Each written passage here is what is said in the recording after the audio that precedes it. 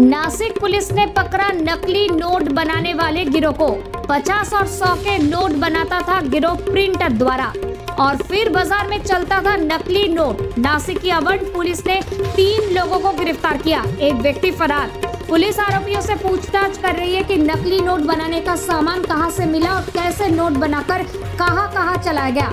नासिक और सिन्नर में कई जगह पुलिस ने डाले छापे। Bureau report, news वेनाई।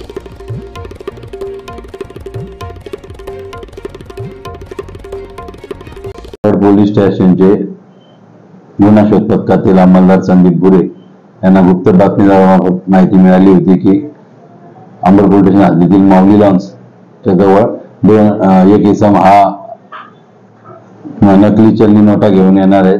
त्या माहितीवरून जगदंबा वडापाव इथे सापळा रचून सदर इसमास ताब्यात घेतलं। त्याच्याकडे त्याचं नावगाव विचारलं असता त्यांनी आपलं नाव अशोक अण्णा पगार, वय 45 वर्ष, राहणार मेंढीगाव, तालुका सिन्नर, जिल्हा नाशिक असं सांगितलं। त्याला विश्वासात घेऊन त्याच्याकडे त्याची झडती घेतली असता त्याच्या खिशामध्ये 500 रुपये किमतीच्या 30 बनावट चलनी नोटा आढळून आल्या।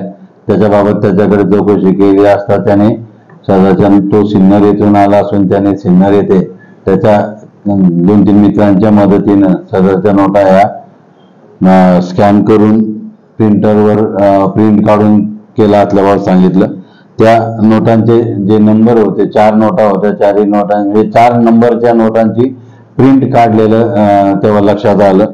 त्याच्यावरून अंबर पोलीस स्टेशनला गुन्हा रजिस्टर नंबर 357/24 भारतीय दंडविधान संहितेच्या कलम 489 अ, 489 ब, 489 क आणि 489 ड प्रमाणे गुन्हा नोंद करण्यात आला।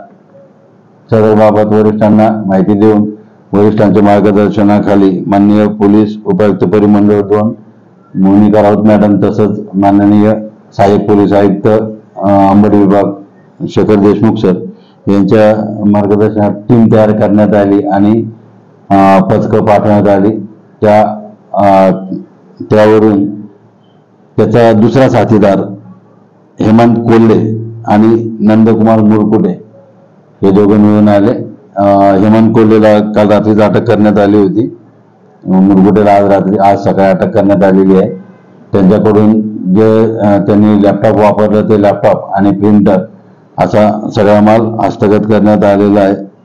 त्यातील मुरकुटेकडे परत 17 नोटा मिळून आलेल्या आहेत। एकूण 47 नोटा या आता आमच्या ताब्यात आहेत आणि प्रिंटर, त्याची गाडी त्यांनी गुन्ह्यासाठी वापरलेले आणि ते लॅपटॉप असा संपूर्ण मुद्देमाल हा ताब्यात घेण्यात आलेला आहे।